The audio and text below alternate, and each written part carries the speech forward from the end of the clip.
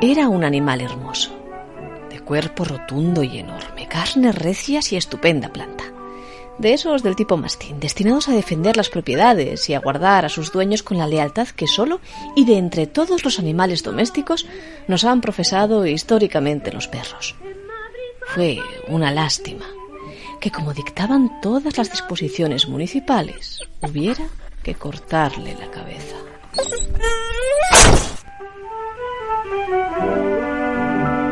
Todo ocurrió recién estrenado el año 1914, aquel en el que el mundo comenzó a desangrarse con el estallido de la Gran Guerra.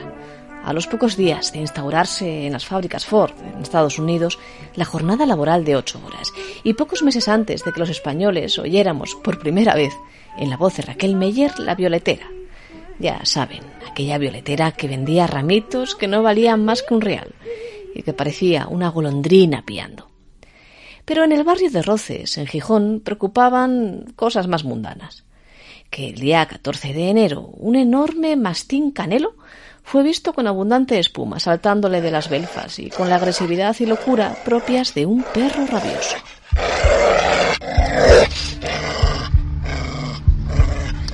La rabia. Una enfermedad afortunadamente poco conocida ya en nuestros tiempos y latitudes, con unos síntomas tan terribles como peligrosos. La causa un virus, uno de la familia Rhabdoviridae. La infección produce una severa encefalitis, afectación cerebral que vuelve a quien la tiene agresivo al extremo durante días, hasta que sobreviene una muerte espontánea. La falta de higiene y de vacunas hacían de esta enfermedad una de las más frecuentes a principios del siglo XX, y las disposiciones eran más que claras. Se habría de capturar a todos los perros rabiosos, también llamados hidrófobos, vacunar a todos cuantos mordieran, ya que también podrían transmitir la rabia aún asintomáticos, y todo esto se debía hacer con tal celeridad que en aquel Gijón de 1914 acabaron produciéndose situaciones casi berlanguianas. El protagonista de todo este entuerto vino en llamarse Ulises, pero no el de la Ilíada, no se vayan a creer. Ulises Fernández, mendigo de profesión y colérico habitual. El sátiro de ABC.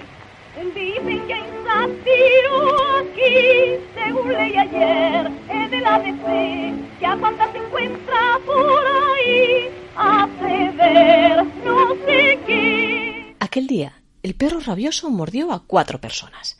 A una niña que acudió a curarse, a Amalia García. A 2 de las que nunca se supo ni paradero ni identidad, y a un mendigo habitual de las calles gijonesas, Ulises Fernández, rapsoda andariego, como lo definiría el comercio.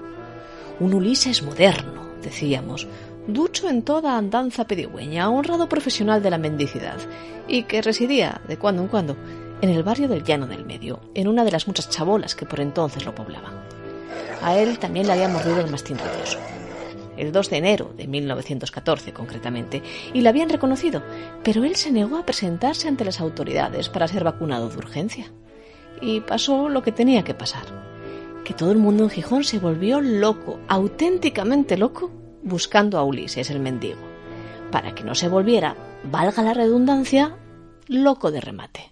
Por saber el sátiro quién es, estoy muerta ya de curiosidad, pero no es posible dar con él ni por casualidad. Se remitieron telegramas de ayuda al gobernador. Todos los puestos de la Guardia Civil fueron advertidos de que buscasen a un mendigo con las señas de Ulises Fernández, arrestándole si fuera preciso y obligándole a ser vacunado. Y bueno, que quien la sigue la consigue, y a Ulises le detuvieron un buen día. Se lo llevaron a la casa de socorro y allí se le suministró el antídoto. Para ese entonces, el mastín causante de todo este entuerto ya había sido ejecutado por el lacero, de apellido Zoreda, y su cabeza viajaba ya al Instituto Bacteriológico de Alfonso XII de Madrid, donde solo pudieron certificar que, efectivamente, aquel pobre animal portaba la rabia. A buenas horas, mangas verdes. Había infectado a otros tantos que en la perrera de la ciudad se retorcían ya con los estertores de la infección. El ayuntamiento resolvió que a partir de aquel mismo día todos los perros que fueran sueltos por la calle, con o sin bozal, podrían ser ejecutados con veneno, a tiros o incluso a sablazos. La enfermedad corría ya por la ciudad y se prolongaría hasta el verano, dejando un sinfín de mordidos que se apostaban frente a la casa de socorro para obtener su antídoto. Pero Ulises, el buen Ulises, el mendigo itinerante, ya estaba a salvo, ¿o no?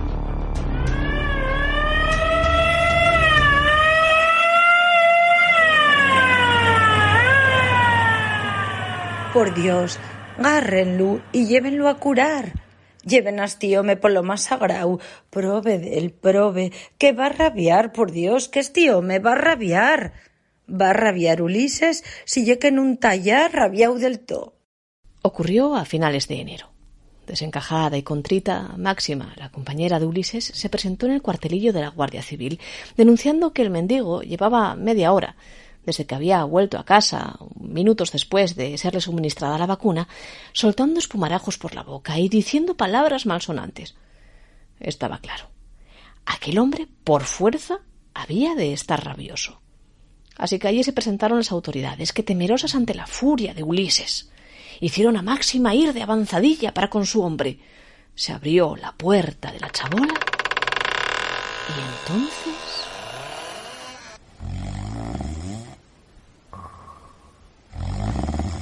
¿Estás ahí, Ulises? Estoy aquí. ¿Qué fue? Que vengas con nosotros, vida. ¿A dónde? A Xixón. ¿Para qué? Pa' que te pongas bueno. Estoy na mi casa.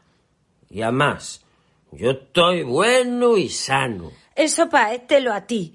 ¿Qué sabes tú lo que tienes? Ay, por Dios, Ulises de mi alma. Es un caso real. Lo contó el Comercio el 28 de enero de 1914 y dijeron, se advirtió entonces, cuando Ulises Fernández fue esposado por las autoridades, por el fedor a bebida que despedía, que no era el caso para camisa de fuerza, mas por si los guardias estaban constipados y no andaban bien de nariz, resolvieron traer al mendigo a Gijón y llevarlo a la casa de socorro. Dicen luego, y no sin sorna, que el médico dirimió en su diagnóstico que el mendigo tenía una tajada o talanquera agudas, que no sé cómo le sentará encima del suero antirrábico que se le había suministrado previamente. Buena cosa era, dijo un guardia, que al poco pidiera al mendigo agua, porque los hidrófobos rehuían de ella. ¿Que estás hidrófobo? Contestó otro. Puede que tenga razón, porque el secaño que tiene mete mieu. El probe sigue llorando, envuelto en 2 mantas en el cuartón, y está rabiando. ¿Rabiando? Sí, rabiando por salir de qué. Y aquella fue la última vez que se supo del buen Ulises y de su odisea, rehuyendo los antídotos, pero no así el mal alcohol.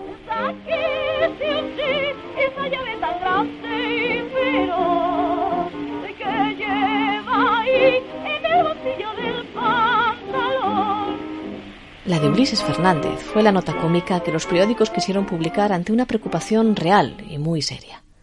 La hidrofobia era una enfermedad que se presentaba en las ciudades a cada año, por oleadas, difícil de evitar y mortal de necesidad si no se trataba a tiempo.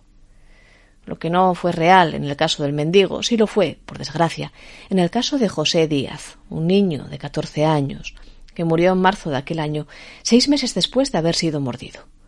La infección dormía, aletargada en su interior, sin que el suero, que no era siempre efectivo, la pudiera detener.